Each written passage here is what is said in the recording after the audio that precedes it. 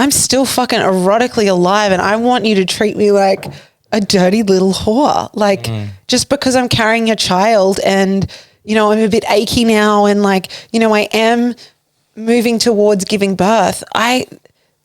That part of me is not gone anywhere and she's hungry as fuck. Like, please feed her.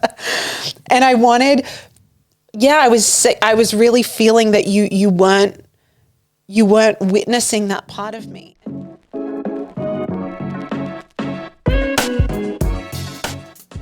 Yo, lovers. Welcome to Sex, Love, and Everything in Between. We're the O'Neills. You're here with Meg and Jacob. And this is the place we have really uncensored conversations about sex, intimacy, and relationships.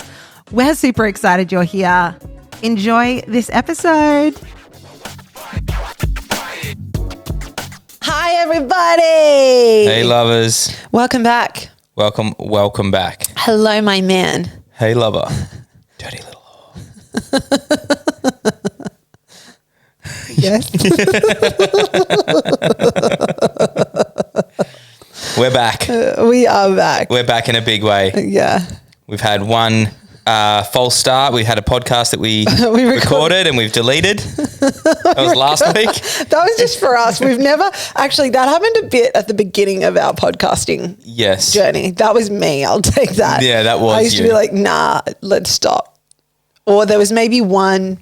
I don't think we ever recorded a full episode and then was like, we don't want to post that. No, that's the first full episode that you guys will never ever get to hear.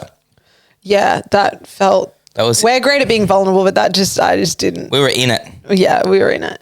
So we went through it. You'll never ever get to hear what went down in that conversation. It wasn't that exciting. It was a bit of a downer episode. Yeah, that's why I think I didn't like it. A lot of long pauses, awkward eye contact. Anyway, we're back. We are. And I feel like we're going to have the same conversation, but from a different energetic. A different place, from a empowered place. And the conversation is about how I love being treated like a dirty little whore. Yeah. That's pretty much the essence. That's the essence. That was the missing piece in our relationship over the last, it's been like the last, I'd say 2 to 3 years. You exaggerate. It's been like 3 months, I reckon. Max. Do I over-exaggerate? Yeah. You do. Do I? Yes, you do. Do I over-exaggerate? Like timelines and many things. What else? You're an expressive human. Yeah. I often say this to women I work with, that one thing I feel is like a deeply feeling woman, and I feel like this is just the nature of the feminine. When I'm feeling something, it feels like I've never felt anything but that thing, and it feels like I'm going to feel that thing forever. Yes. And I feel like it's the degree in which I give myself over to a feeling and the degree in which I meet a feeling, which I think is so beautiful. Mm-hmm. And it is, you know, this comes up in our sex life sometimes if things feel a bit gritty or we haven't had sex in like a week or two. And I'm like, we're never going to have sex again. Our relationship is barren. The drought will never end. God, send rain. Make it rain, God. Meg's out the back doing the rain dance. Praying. I am so dramatic. Yeah. But that's what it feels like to me. And I think I am very attuned to like, I think there's a power in that, because sometimes when there is space between, you know, our intimacy, there can be something that's like, you know, in the space or in the channel between our hearts that needs to be spoken into. And so I think it doesn't just represent, I want your cock inside of me. I think, yeah. I do, but.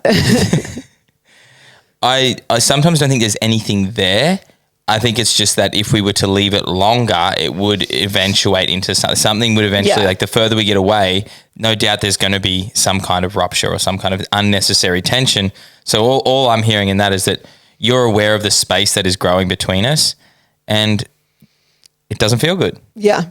And because you know that it's the trajectory that it's on is not going to be deeper connection, it's going to be more separation. Yeah. So I think it's more of you're aware of and for me, intimacy isn't as, like if there's something else that's occupying my focus, be it a business, part of my business, or be it something that I'm really excited about, that may not be as apparent to me because I'm so single focused on what's going on in my life.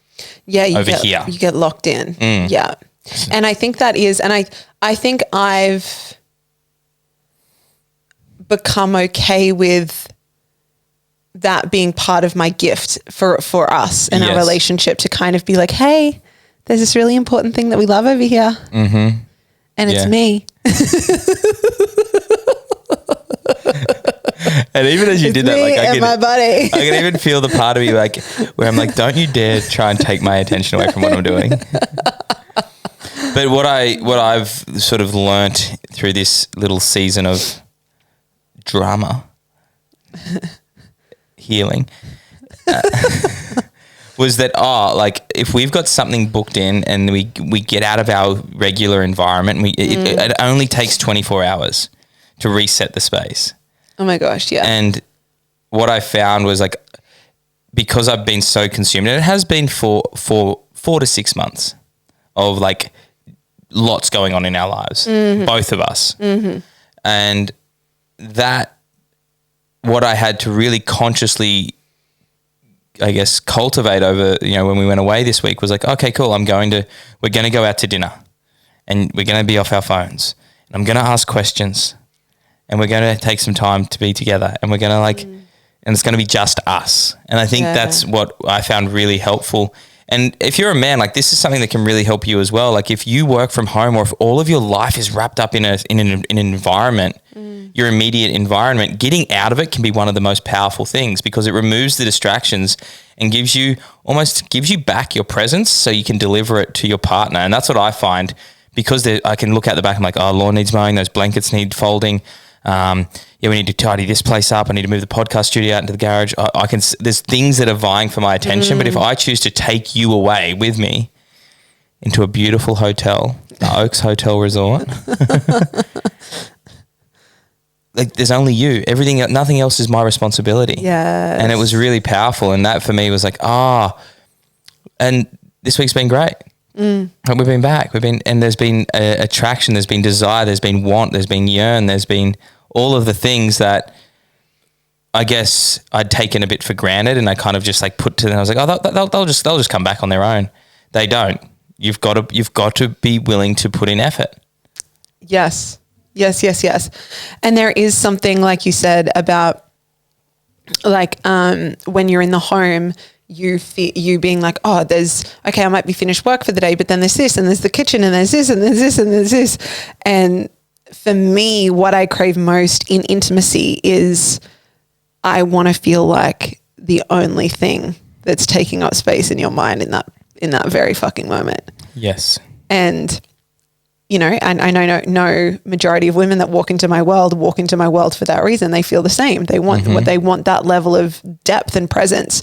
And that's fucking hard for anyone to offer us in this modern day world when there's constant distractions and, most people lead very full lives. So do you find that women are grateful for what their man gives them in regards to like the providing and the service, but then it's the presence, it's that fierce presence that they're missing? Like that's what I've just taken from the few times I've jumped in, and I was like, they're so grateful for all that their men do, but there's this missing piece of like almost like them taking all of their awareness and just like penetrating. Yeah, and I know a lot of women that would say, I wouldn't care if my man earned 20 grand less or whatever, like brought in less or wasn't, that providership. Yeah. And not that this is the dynamic that every woman walks into my world with, but, that desire for deep presence far outweighs, I believe, providership. Yep. To a certain degree, yes. To a certain degree, obviously. Yeah. But yeah, I find that too. I think men think, I just need to make an extra 20 grand rather than being like, could we live somewhere more affordable and can I have back a day from my week? And like a lot of men haven't been taught that that's an actually really powerful way to bring more fulfillment and value to your life. You might have to drop 20 grand off the salary, or you might have to forego, financial growth for the next year or 2 or 3, and it might take a bit longer to grow. but you're going to have this really rich relationship with your woman and your children or your community. That is what's come online for me more recently, and I'm learning it, sort of relearning it again as there's this amplification in our life right now as well, because you're pregnant. So all of that stuff can play out when there's just two people in a house, but you being pregnant, that adds a whole nother layer to it. Yeah, a few things coming up for me right now. I love, remember how we met that guy down at Canvas, and he was talking about every Friday now as a family day for him and his children and his wife, and they've got like 4 kids. They're at school. I think a few of them are at school, and he's just decided, fuck it, I'm going to take my kids out of school every Friday because the weekend gets really busy, and I'm going to choose that as the family day. That for me is so unbelievably sexy and masculine. You and loved that, hey? I loved that, because it's like, I'm going to show you, I'm going to lead our family, and being present with my family and making these kind of memories is so important to me that I'm going to forego, X amount of dollars or 10 hours at work or whatever it might be to choose that. Yeah. And even to have the weekend too. It's just a bit to know that that's when we see other people, or that's when sport is on. And I just fucking loved that so much. So I think that is what a lot of women are craving, a man to make, if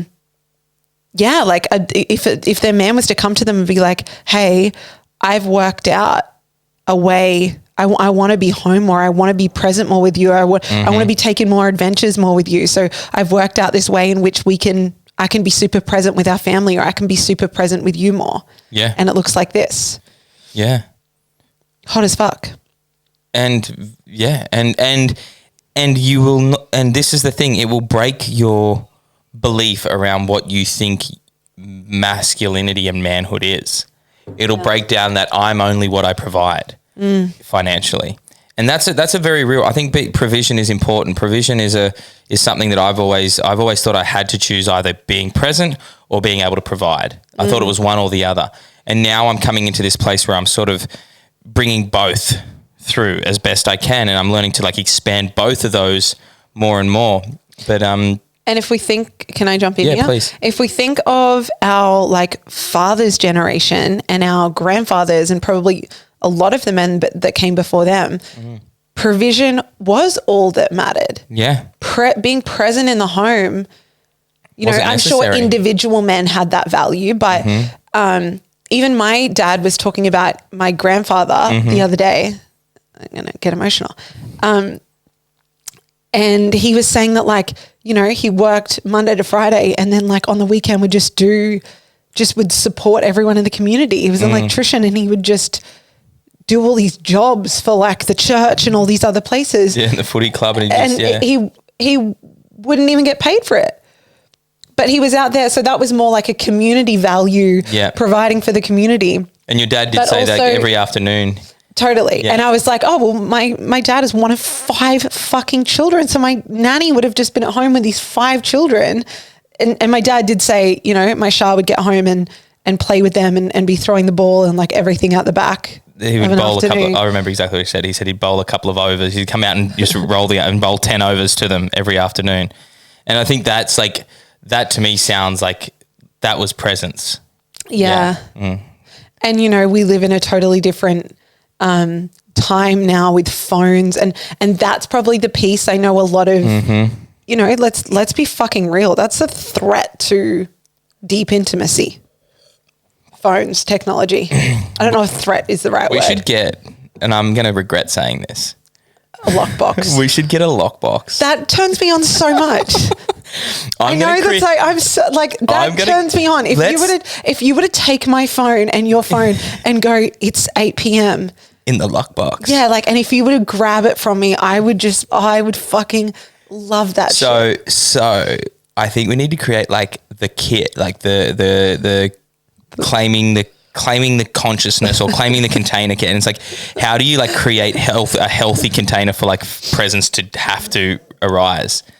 But I'm thinking that's going to be, I'm going to gift that to my clients when I work with them. I'm going to say, hey, here's a lockbox. I'm going to send it to them and I'm this is for you and your partner's phone. Can you do it for us? I'm not going to be embodied in it. No, I'm not doing it. I'm just going to make everyone else do it. Not what I do.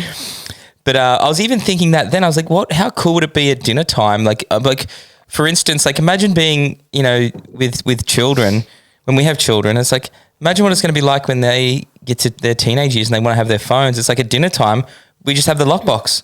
Yeah. In the lockbox, no, Dad, fuck that. I need my phone. Oh God, that's going to be. And that will be me. That will be me screaming. That's not actually my child. They're like, Dad, put it away. I'm like, never. But yeah, I think that's, yeah, okay, cool. Okay. I will. Are we going out this back. afternoon? Let's get a lockbox.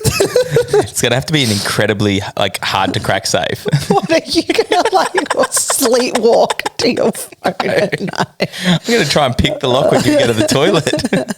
But we bought games recently and we've been spending a lot of time playing games at night. Yeah. That's been really fun.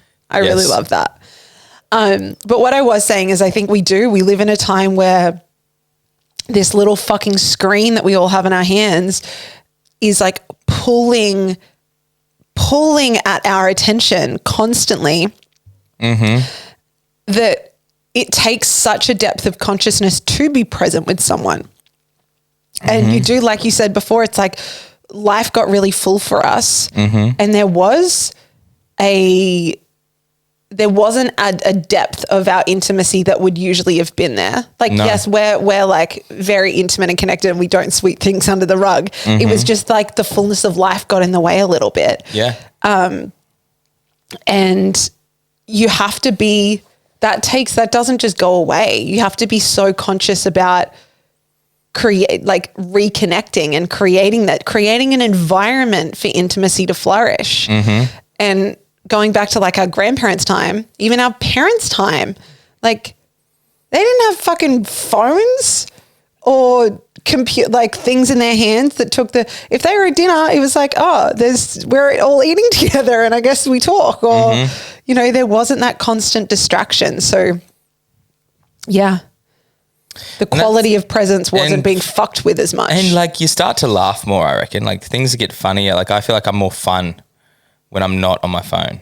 Yeah, would you agree? 1,000,000,000%. Yeah, cool. All right. 1,000,000,000%. That's a fair bit.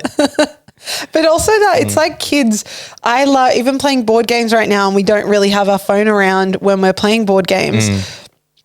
And just like the space and the boredom. There's like and not that it's boring to play games, but I feel like it's important as a couple to just like be together, like that beingness.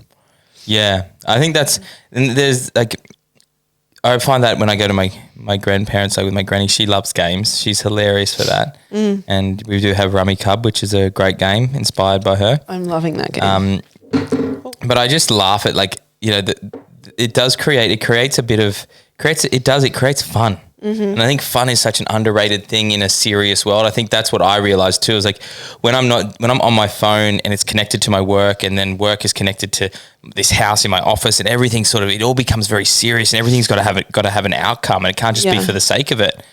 And then when we're playing a game, it's just like, oh, cool. Once it's finished, we pack it up and then we go to bed, and it's like, it creates a level of like switching off from all of that out there. And I think that can be a board, you know, and I never thought I'd say this. A board game can be really, really helpful. And you can actually enjoy it. Yeah. Next thing you know, I'll be in the bath playing board games. Jacob for years said he hated board games and also he hates baths. I'm going to get you in a bath. Hopefully with my consent. I'm going to get you. I'm going to drug you. Don't say that. Joking. We found out you're a bit of I'm a what? You're an animal. An absolute animal. Are you only just realizing that? That's concerning. Shall we talk about that? About that part of it, like all of what we're talking about too is like that can happen in a relationship at any period, but like for us too, business has been stretching both of us massively this year. You're pregnant, which is like the other aspect, which is like added a whole nother layer to it and brought up so many of these, I guess, beliefs or these unconscious kind of ways of being that I wasn't even aware of. And it's really, it affected our sex life massively. Yeah. For probably the last 6 months. Probably the last 6 months. Yeah. Like for me, the dynamic has felt like I've been wanting sex and I've had to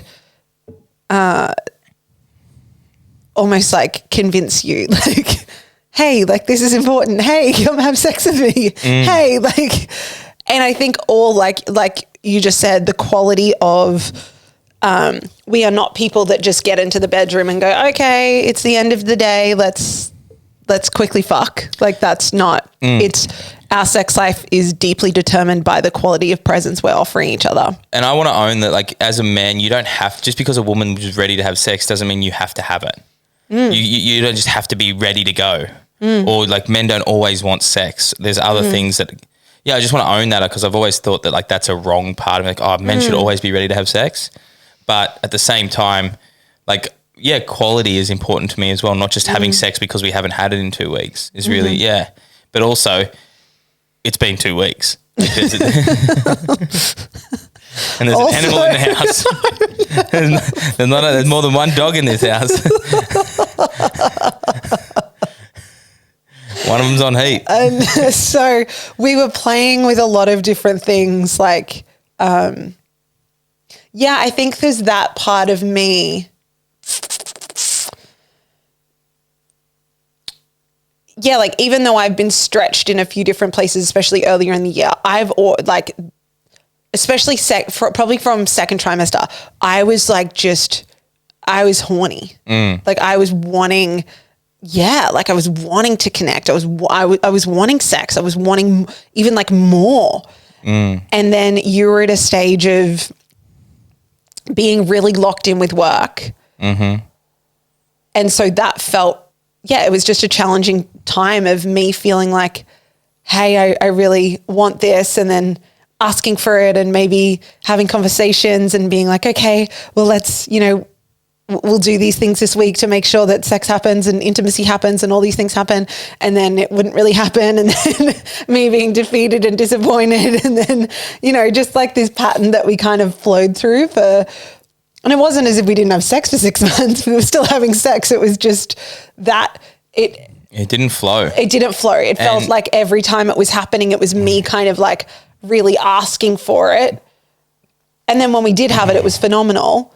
But there wasn't, it didn't feel flow. Easy. It felt clunky. And I think that when we would set an intention and then it wouldn't happen, the upset that you would feel or it would be like, and then I'd be like, well, I'm not going to give you any time frame because if I don't fulfill it, then it's only going to make you feel worse. So I'm not going to do that. But I think beneath all of that too is like, you're pregnant now. And then that meant that I was seeing you in a different light as well, which meant that I was showing up where my priorities shifted from, okay, you're my fuck buddy. You have never called me that ever. You're my dirty little fang. I prefer that.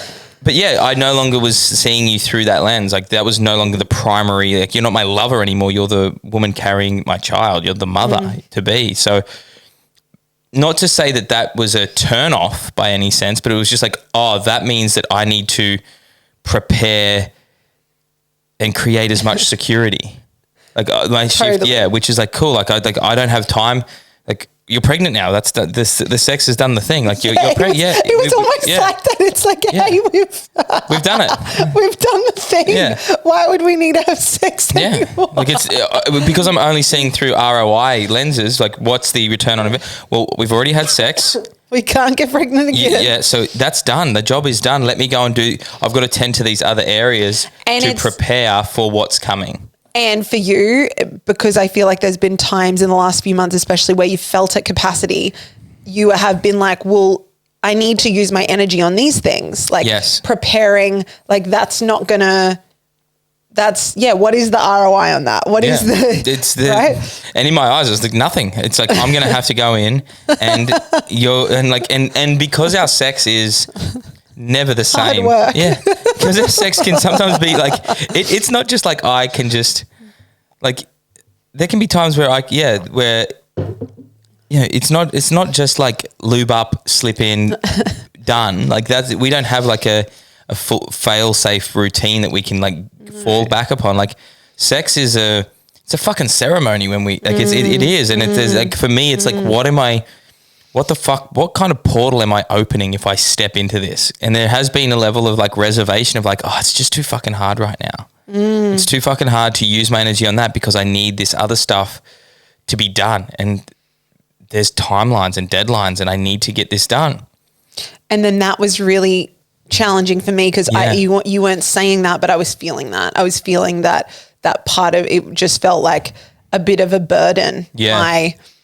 My libido and my desire and my yearning was feeling like a burden. And not that I was rejecting you, but in a way by not prioritizing it, I was, and like you were feeling rejected, you were feeling abandoned, you were feeling alone in a house where you're meant to be with, here with the person that you love the most. So it's like, oh, this is all amplifying every time we go another week where we don't prioritize intimacy, where we don't create the space to connect. And some of the things that were coming up for me, and I'd love to hear what I brought this to you, even if you maybe 2 or 3 weeks ago, was like, oh, this coincided, like me feeling your lack of desire in a way, or your lack of really intentionally choosing our sex life. And I also want to say that it's not as if like throughout this entire time, again, we are the kind of couple, it's not as if we weren't talking to each other. It's not, we are very our base level of connection is hectic, is strong, is very strong. Like we would never go to bed with, big things there, or like once. Yeah. The other night, the first time. And so our base level of connection is really strong. It was more just the physicality and the eroticism in our relationship. And I shared with you the other day, I was like, and this is so vulnerable, I was like, hey, you, like, is there desire for me in this new body I'm in, like being pregnant? Like, is that, like, are you attracted to me? Do you still think I'm hot? Yeah. And continue, I won't jump in. What were you going to say? Nothing, you keep going. And you were like, yeah, like, of course, I love your body. And then it got to this place of like, and I think we can deepen into this conversation together, where I was like, I'm still fucking erotically alive, and I want you to treat me like a dirty little whore. Like just because I'm carrying a child and, I'm a bit achy now, and like, I am moving towards giving birth. That part of me is not gone anywhere, and she's hungry as fuck. Like, please feed her. And I wanted, I was really feeling that you weren't witnessing that part of me. And can I continue for a moment? Yeah. Just with and we went away, earlier this week. And already this had shifted last week. Can I ask a question before this? And this is not to, I definitely wasn't seeing you as the dirty little whore, 100%. I just kept seeing you as, oh, this woman is achy and she needs like rest and like, and I need to provide. Yeah. But do you feel that were you moving through life erotically as well? Do you feel that you were meeting life and like erotically moving through life? Yeah, there was probably times where I wasn't, and you're right. It's like for probably the last few months, my body has felt slower and achier. But there was still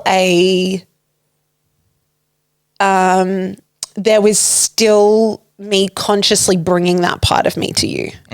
I felt. Yeah.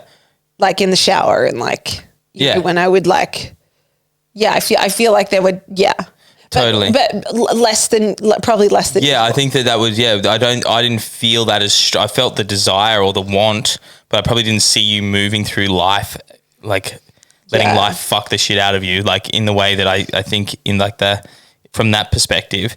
And I can also see how it would have been even more important for me to create a contained experience for you to like be in that, because you are, you do need to be, I need to get off there is like a genuine, like you're growing a human, like it's going to look different. So in my head, I don't think I'd registered that the eroticism was going to need a different structure. Yeah, totally. No, for real. Physically, physically. Like it's not something that can look the way it's looked before. It can have the same source. It comes from the same place. But I was like, so yeah, I just was wondering about that with you, because I was like, like what I felt, and you're going to go into it, but like the night away, I was like, it was contained. It had like space. It allowed for that energy to build. And I think another thing, like because there was an element of me not feeling your receptivity to that part of me, that I probably then shut that down or didn't, because it was like, it hurt a little to bring her and to feel like, oh, she's a burden right now.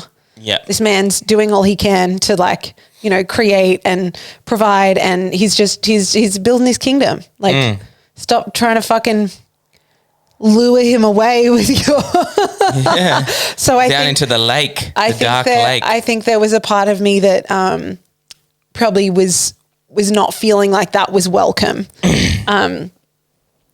Anyway, there was even at the end of the podcast that we will never record, never you'll never hear. You'll never hear. It's been deleted. I've deleted it. I think you said to me something like, okay, we're going away next week.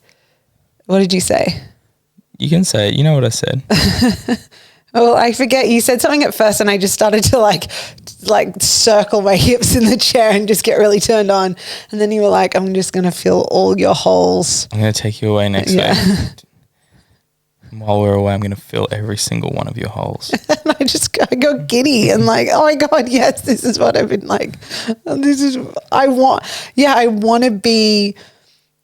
I wanted to feel your want for me, your sexual claim over me. That's what I was really missing. And I keep saying I wanted you to treat me like a dirty little whore, because I get off on that. Like if we're looking at the erotic blueprints, I'm kinky as fuck. Like I want to be owned. I want you to tell me, and like that, like tell me you're going to throw me against the wall. Tell me that, like I love that sense of bondage, both physically, but also like that storytelling and the build up, and you telling me, what's going to happen, and psychologically or intellectually? Psychologically. Yeah. I love that. And that was probably something I'd been really craving. And that just like takes me somewhere. And anyway, so you said that, and like, so much of that really shifted something. But then when we were away and there was a moment where you were just like, ravishing me, and you just like, well, before to go back, go on. And you were just like saying the dirtiest things, and then you called me a dirty little whore or something, and then I literally, and this was so genuine the way I said this, and I was like, I looked up at you and I just said, I feel so seen. But it was so cute because it was so genuine. I wanted to cry because I was like, I want to cry now. There was like this part of me that I'm like, oh yes, like he's acknowledging this part of me that I feel like he hadn't acknowledged in a little while. And it just meant so much to me. But I also just, guys, I'm crying if you're not watching.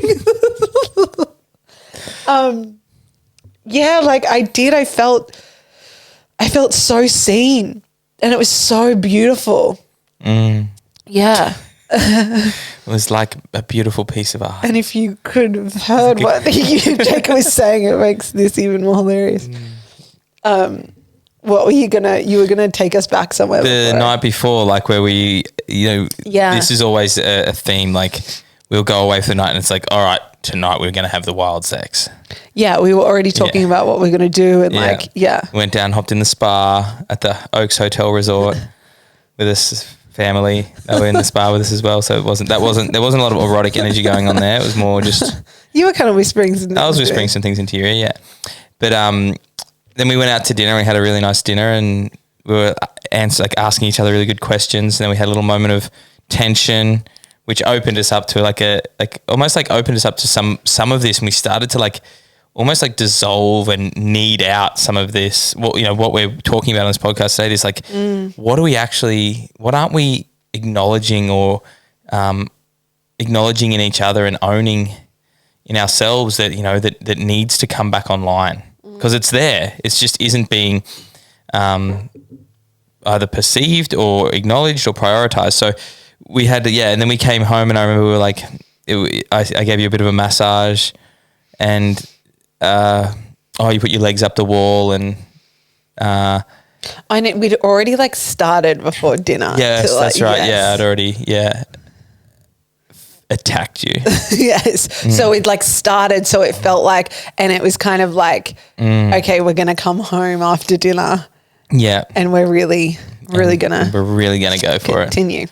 But that didn't happen. No, I had my legs at the wall. Yeah.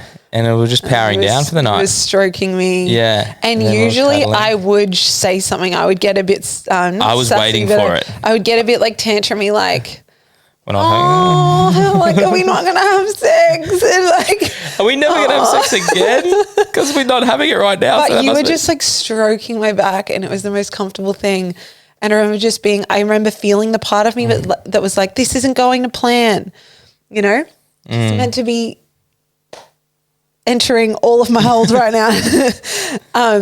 This isn't going to plan. And I was just this feels so good right now. This feels so good. Can I just so deeply enjoy how tired I feel and how him stroking my, look how cute he is. How him stroking my back feels so delicious. And I just relaxed and I was I just trusted the unfolding. I really deeply just let it the fuck go. I was nothing can threaten what we're creating, and that energy that's already there. Yes. So just go, and I think I drifted off to sleep pretty much immediately. You were out, yeah. And then the next day. And then, we went and got brekkie and then we came back and it all unfolded. And it was so good. Yeah. And I think that what I felt from that we were only gone for we were literally gone for less than 24 hours. What I took from that was it's when you do prioritize intimacy, and it wasn't we were instantly connected as soon as we got to the hotel, or we instantly wanted to. It was that whole thing was, unfolded exactly as it was meant to. And we created space for it. We contained space for it to unfold where nothing else could take our attention away. And I think that's a really important piece. If you're a man who struggles with focus, or you say you've got one of these things called ADD or ADHD, which I don't fully agree with, and I'm not going to project my opinions out there, but I know you don't want me to do that. But I truly believe when we remove distractions and we create safety in our body and we create containment in an environment, intimacy has a space to actually start to grow. And that's what I realized after what my biggest takeaway is where am I not creating containment for intimacy? And where am I letting other things filter into my life that stop me from being, truly present? And one of those things for me is in our house, we're podcasting in our lounge room right now, which is great, but it's still it energetically, it doesn't allow this room to really hold us appropriately. It's still got an essence of work in here. It feels a bit worky. Even when we're relaxing on the couch, there's something about it. So, because even if I just glance over and look at the podcast and I remember, I need to post about that, or I need, and then, well, if I post about that, then I've got to make sure that I do a story, and then all of a sudden I'm gone, and I should be on the couch fingering you. Really? Yeah, you should. So, what I really want people to understand, especially men, is how are you curating your space, even your bedroom? Yeah. What is in your bedroom? What your environment is a factor. And what are you doing to curate the appropriate environment for intimacy to just naturally cultivate? And then on top of that, it becomes all the barriers to entry make it they dissolve. So intimacy becomes a lot easier to access. And then you can go for it. Then you can start to build it and bring the energy and bring the presence and practice the polarity. Yeah. And I'm I'm sure there's parents listening to this episode, and I'm sure we're going to experience as becoming parents that's going to be even more important. Yes. Right? As parents, to create an environment where sex and intimacy can unfold, and we're not just waiting for it to accidentally happen. Yes. But we're literally curating an environment and a lifestyle where that's a factor, and that's something that can ripple out. And again, it is like most people lead really full lives, and we both work from home. So it's not as if we just get home at 5:30 and it's like, oh, okay, done. And it's all like, sometimes you have calls late, and like sometimes I have like, especially being pregnant, sometimes I'll be really tired during the day, so I'll just sleep or like not do anything. And then at 7, I'll be like, okay, I can get 2 hours of work done now. And so, yeah, this is really inspiring me to create more, to tune into our own, especially like coming into the end of pregnancy and moving towards parenthood. It's like, what is that for us, and what things need to shift in our own environment to create an environment where we can sexually thrive and our intimacy can really thrive. And you can be both a beautiful pregnant woman and a dirty little cock-hungry whore. Were you talking to me? You were staring right down the lens. I'd love to talk a little bit more about that, because that's something that has arisen for both of us, just this conversation. And those of you that listen regularly to the podcast and, you know, my work, you've most likely heard me talk about like the Madonna whore complex, or I like to call it the homemaker whore complex, where this reality that the world tries to put women in one of those boxes. She's either a homemaker, a mother, you know, baking even like Virgin Mary. She doesn't even have to have sex to become a mother. And then there's basket full of organic produce waltzing. Then there's the whore, and there's no crossover. You're either one or the other. And so much of my work is, you know, reminding women, giving women this permission slip to be like, you're not actually meant to be fit in one of those boxes. You can be it all. And that's actually how I feel that we feel fully fed as women, when we give ourselves permission to be all of it. But yeah, there was like, I asked that question, do you feel like there's part of you that thinks that, oh, now I'm pregnant, that I'm suddenly not allowed to be that anymore? It's like suddenly that even if it was subconsciously, you were putting me in the homemaker box, the mother box. Yes. Yeah. Definitely. 100%. Not consciously. I didn't do it like, oh, you're now the homemaker, I'm not having sex with you, or I'm not letting you, you're no longer allowed to be that. It was more just my subconscious was like, okay, she's pregnant now. She doesn't, it literally like my brain logistically was like, okay, she's pregnant, now go and do what you've got to do to make sure that there's security. And go and do all this stuff so you can get it done.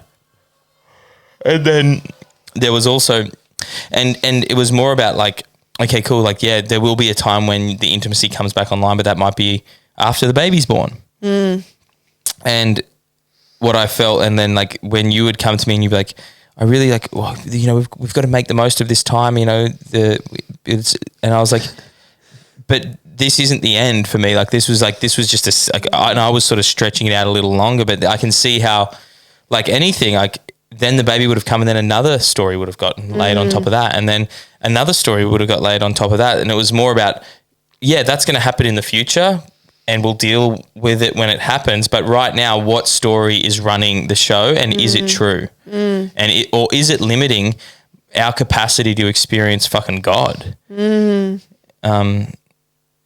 And that was the piece. It was like, I'm only seeing you in one dimension. Which then had me like running out into the world, like acting one-dimensionally. Like, I need to make all this money, or I need to get my business all sorted so I can be present. I need to do this.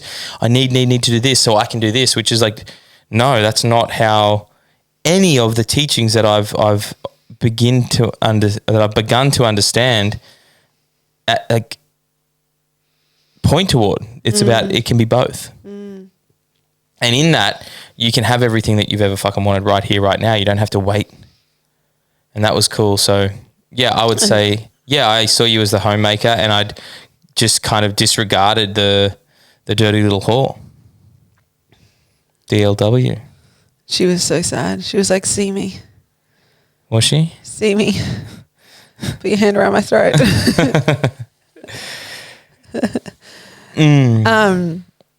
I also want to acknowledge, and I'm sure women can feel this, and even men listening to this episode, that there is a real reality, and I'm not just hearing this from you. I know you did a podcast with Tyron about this, and so many of the other men, you know, that I know in our community or just know that have become fathers have felt this, like that sudden, like, I need to have everything together, you know, the pressure to provide.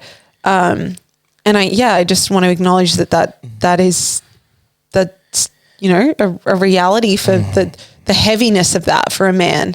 And I also want to like own that, like, there's a part of me that and the way that you talk about how important presence and intimacy is to you, like, there's a part of me that, like, genuinely thinks if you had it your way, like, I wouldn't work. I'd just sit there and be with you and the baby all day, every day for like a year. Is that true or not? No. How long? No, mine like 6 months? Mine would be, you know how I said earlier about I found that man, like that, that man. Mine would be and I feel like this is going to come when the baby comes. There would be a refinement in how much energy and when you're accessible to your work and your people. Yeah. That, yes. I think I'm still kind of like, I'm like, where is this like, don't tell me what to fucking do with my work. I'm going to work as much as I want coming from. It's coming from like that part of me that like I'm feeling as like when I quit my job and like, this is a bit cringe, but like the whole network marketing thing of like retiring your husband or retiring your partner. Totally. It's like that's what's coming up for me right now. It's like, hey, like I want my own thing. Like, I love my work. I don't want to just be at home all day with you and the baby. I want quality time and I want to prioritize that, but I also want my own thing that keeps me connected to my greater service to the world. And I can feel the part of me that's like wrestling with like, oh, like, well, how's that going to look? Like, I just want to, like, when inspiration hits, I just want to be able to do whatever the fuck I want. And that's not the reality because we're going to. But I was making you the bad guy because I was like, yeah, like you want me to just stay at home and what? Like, what do we do? Do we just all lay in bed all day and just look at each other? Like, what's. No, and I think that's even when we talk about you providing, it's not as if like I still have a business. I'm still my. Yeah. Like our dynamic financially isn't right now you fully providing for us. And I don't think that's not necessarily our... That's not the structure we've ever really worked with in the last like 4 years. And that's not what's going to happen once the baby comes. But there is that fear, like, and I think I was just presencing that before that, like the feeling of when you want to be able to offer me the space to just be so deeply with, you know, our child. And maybe that is my fantasy, just you, me and the baby in bed forever. Yeah. No, but no, I think it's more just, I just feel like I have no fucking idea how I'm going to feel as a mother. Like I have no idea how I'm going to feel towards my work, but what I am really aware of is the way we work now isn't going to, there's going to have to be more containment and more like, okay, now, hey, I want to be on a call or I need to do something. So there's going to have to be more structure, I guess. Totally. Yeah. I think that's, and it's not about 50-50 about like, okay, I've worked yesterday, you have to, I get to work today. I think it's about like, okay, what's effective for the lifestyle we want? What's effective to maintain intimacy, to maintain impact, to maintain like a sense of sovereignty? Like it might be that, okay, you actually might just want to fucking have a morning off. So for that to happen, I need to be present. to be with the baby. And for you, like your morning off might not be going down, it might be going to Pilates and coming back and spending the morning with us. That might be what your morning off looks like. My morning off probably won't look like that. Yes, it will. I'll be obsessed with this baby. I know. You said, I feel like that part of me that's like, yeah, I want to go do it. Like, you're just never going to want to leave. Like, truly. I want you to leave and I just want to be with the baby by myself. But yeah, I think this is like, it's not as black and white as it used to be. And I think that's where I was just did a interview with one of the Qigong facilitators, Ryan Pope. He's our chiro and a dear bro. And we were talking about like the current, the family dynamic for him and his partner, Amber. They've got a kid and he's like, yeah, man, it's not just like back in the 40s or 50s. It's different now. And he's like, and we get to choose. We get to choose how that looks. And he's like, and it hasn't been easy because we both have, he's like, we got 2 businesses, we got a kid, we've both got our own deeper journeys of personal growth and spiritual development. And I'm like, I was like, yeah, bro, how good's that? Like we get to fucking choose how it looks. Like we don't have to follow the rules. We just have to follow what's true. And for me, it's like, yeah, if me going and making $1 million a year, but I have to be away 10 days a fortnight and only home for 4, like that wouldn't work for us, would it? No.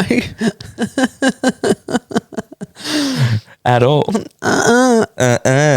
So it's like, oh, cool. So it's like, all right, what structure can we create that feeds our lifestyle appropriately, but also allows for both of us to be fed in the ways that we need to be fed? Yes. In our relationship, in our work, and in our community or our family. How'd we get onto that? I thought we were talking about What were we talking about? I feel like we were talking about homemaker whore. I was talking about the pressure a man feels. Yeah. Yeah, definitely. Are there any threads that we feel like we need to tie up? I feel like we were having that homemaker whore conversation. I would like to ask you around like, and this has been the I guess the one trip up that I've felt from you that hasn't felt good for me is that almost the urgency that if we don't have sex before we have this baby, that we're never going to have sex again. Yes. And I know that, we've identified that there's this deeply feeling woman that you are, and that sometimes it can come out a little dramatically, and that's okay. But like, to me, I was like, you do realize that like your body will heal and we will have sex again. And in my head, I've felt like that pressure, even though there's been like where you've like, I do just feel like when you've been horny, it's like, it's hard for you to contain that. And I've felt a little bit of expectation at times, and I've felt a lot of pressure to give you something because you need it. And there's almost like this feeling like once I have a baby, no more sex forever. And I think even though I don't truly believe that, there's an element of I'm going to cry. I'm about to like die and be reborn.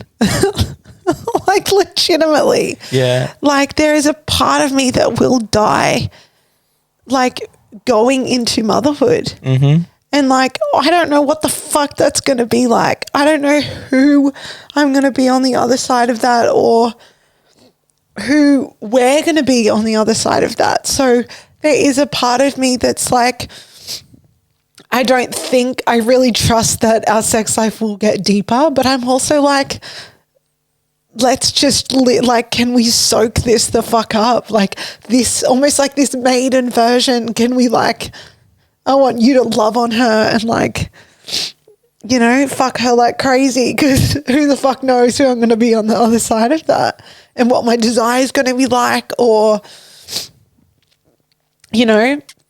and I think there's a reality too, and this more, I think there is an honoring of like, it's not just going to be us anymore, and I'm going to be playing a brand new role as mother, and, having a creature latch to me, majority of the day. And so that just knowing that that's coming, and not like probably also realizing maybe sex won't be a priority for me. like maybe I'll just be like, fuck off. I'm like, don't touch me. I'm like tapped out. Like, yeah, there's so many different pieces to that where it's like the unknown of how I'm going to feel about that part of me. And I know it won't die. And I know that part of me really feeds me. And, you know, my eroticism is very alive, that, yeah, it's always going to be a part of my life. But I'm not naive to think that it's not going to change form and texture and feeling. And so I think there's almost been a grief around like, oh, come on, like, yeah, like, can we live this up? Yeah. Yeah, and I can see where I've been like, I don't care about I want the baby here. I'm excited for that. So I just want to say sorry for not honoring your rite of passage, my love, because it's huge. Like you said, you're dying and being reborn, and I think it's not like it doesn't happen in a moment. It happens over 9 months, and then it happens. But like this 9 months, it is a slow. It's death by 1,000 cuts. It's like slowly your body's changing, slowly but surely you're moving towards this inevitable death. Yeah. And that can be confronting, and yeah, you have every right to be like, to have that, like, let's soak this up. So yeah, I want to honor you and say sorry. Thank you. And I think you very much honor the rite of passage that will be birth. But I think, thank you. It was more the acknowledgement around like how my eroticism and sexuality is tied up into that. Yeah, 100%. Yeah. I love you. I love you. I also disrespect you incredibly. There's something so hot about that. I just am so, yeah. There's something about feeling, and I think this is just the kinky part of me. Like, I wouldn't feel that if I didn't feel safety. I don't want anyone to just disrespect me. I don't want anyone to just like spit in my mouth.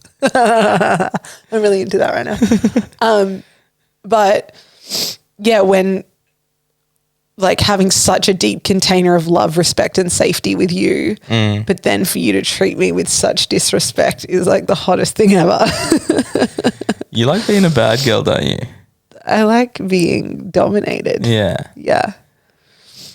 I really like being dominated. Note taken. Point taken. Understood. You're good at dominating me. Let's finish this podcast. Bye, guys. Quick, turn the camera off. Let them watch. Anything else you want to add? No, I think this is like, I just want to like honor people who are choosing to like meet life. If you're listening and, you know, you are being faced with a challenge around intimacy or around who you are or what you're becoming, or witnessing your partner going through stages of grief or transformation or death and rebirth, like, you get to meet it. You get to be with it. And like, there's so much resource out there for you to understand and grow and learn and like take on and get the information. But 9 times out of 10, the thing that you're looking for more than likely exists within you. And if you create space for you to be with yourself, you'll figure it pretty quickly. That's what I'm learning. So, make space for your connection to self and create some containment for the connection to those people that you love. And don't wait. Don't put it off. Don't say, once this is done, then I can do it. Like, create a sustainable lifestyle. That's what this season of humanity is asking us to, is to stop trying to get somewhere and actually like learn to connect with the moment, which I'm super excited about when this baby comes, and also before the baby comes. Yeah. When you'll be coming. Baby just moved a lot then. One more piece I want to add is just that, like, in the reality of long-term relating is that there's seasons. There's such seasons to our intimacy, seasons to our sex life. If you love someone for a long time, you are going to witness them stressed. You are going to witness them in grief. You're going to witness them stretched by life. You're going to witness them moving through rites of passage that break them and then make them. And you committing to that person is also committing to loving them through that. And that does shift our sex life, our intimacy, all of these different things. So this was one of the biggest reasons we chose to start a podcast, is there's so much just like, you can look at fucking Instagram and be like, that couple looks like they're happy all the time and they're fucking all the time and they're, just always loving each other. And I think we always love each other, but like there's grittiness and there's clunkiness, and we want to really fucking normalize that. Yeah. Like there's nothing wrong. In fact, can you choose that? Can you be with that? Like, can you be with that season? Can you meet that season? Can you meet each other in that season? Yeah. And this is what I love about our partnership so much. I know that anything that is thrown into our container, we will fucking meet it. Yes. It doesn't scare me. Yes. Like, I truly believe our partnership can handle anything. And that's because we choose to go, okay, let's fucking meet it. And yeah. And I think that's what should be the, what am I trying to say? Relationship goals. Yeah. Not fucking hot people in bikinis on Instagram. It should be like, how does that couple stay and hold when shit gets gnarly, when shit gets like gritty and clunky? Are they there? Like, are they opening amongst the closure of their partner? Like all of these pieces like that, that's where we should be really, that's the practice of relationship. 100%. And I'm down for sexy bikinis. I'm down for sexy. Oh, totally. I'm here for hotness. Like, I'm here for like, I think like one of the things that I've found What do you mean? like, I'm just like tuning into like the alpha male stuff, like with all the modesty and things like that. Oh, like, totally. Like I'm like be hot. Like if you're feeling yourself and you want to dress hot and you want to look good, like so many men are like, women just dress for it. Like, no, like dress for yourself. Like turn yourself on. Let like Eros move through you and allow that expression to come through. You're talking about all like the ultra masculine, like alpha male. Like women should dress in sundresses and be super modern, super modest. Yeah, and I'm all for. I love sundresses as well. Like, please, but like, if you're feeling yourself, like, and you want to walk around the house naked, do it. If you want to wear the sexy lingerie, do it. Like, I think there can be such a whitewashing or a sanitization of the dark feminine. Yeah. And that to me just doesn't sit well, because I think, that can inspire. Like the dark feminine is and like I believe men who struggle to acknowledge and accept women in that, they're scared little boys. I love what you wrote last night. Walking bottles of hand sanitizer. Jacob did a post last night and called you said she doesn't have to dress modest for me to feel masculine. Yeah. Or she doesn't have to be sweet and surrendered for me to lead. And I think that speaks so deeply to some of the really dogmatic polarity, masculine, feminine, traditional roles kind of stuff on Instagram and in the world, is this idea that, a woman must be like this so that a man can, be masculine. Yeah. And it's like, no, like, that's, if you're determining your ability to feel masculine or bring your masculinity based on what a woman's wearing, Jesus fucking Christ. Grow up, bro. Yeah. Like, do your work. Do your fucking work. I'm not dealing, I can't deal with that bullshit anymore. no more Mr. fucking nice guy. No more Mr. Love you, bro, but come and fucking sit in the circle. Come and face your shit. Don't say anything offensive, Jacob. Don't say anything offensive. This is a shared podcast. This represents two brands, not just yours. What did I was saying that to the women Acclaimed a few weeks ago. It was just like, Jacob goes rogue. Wait for it. And you said something so rogue. I was like, I told you. But I'm not like, I don't want to like, and this is what I'll finish on. I don't want to say that I'm often wrong. But there's some things that I'm right about before people know that I'm right about them, and I'm okay with that. Like what? No, I don't need to know. I don't need to know. But there's been many times where I've been right about something and I've had to hold my belief, even in the face of you sometimes. Even there's been times where you're like, I don't actually believe you. And then, you know, and I will say that there's been many times where I've done that and you have been like, hey, too far. And I'm like, you know what? You're right. Thank you for, you know, cooling me down. But yeah, there's been times where I think that's that's, you know, essentially I think a big part of like your men who are on their the journey of cultivating their masculinity is like, you got to be willing to be in the arena and stand up and say something and potentially get it fucking wrong. And then you've got to have the humility to accept defeat, take ownership and calibrate and like come back. And I think that that's a really important piece, you know, in relationship, you know, like, yeah, I haven't been showing up in the realm of intimacy. I haven't been taking you out on date nights. I haven't been fucking you the way you've needed to be fucked because I hadn't been seeing you for the full spectrum woman that you are. I've been feeding the full spectrum woman that you are. And that's on me. I have a responsibility as a man to provide that. So we are now going to be going on an Australian tour to every single Oaks hotel and we are going to do dirty things in every single one around Australia. We're going to tick them off. You would like that, wouldn't you? I would really like that. But yeah, I'm just really aware of the journey that comes with like long-term relating. So grateful to be doing it with you, my love. I love you so much. I love you. You express emotions a lot. You're very, very expressive and I love it. You've, laughed really hard and cried a lot. Yeah, that's when I know I'm in, life is good. So tell me about... cry and laugh in the space of a few seconds, life is good.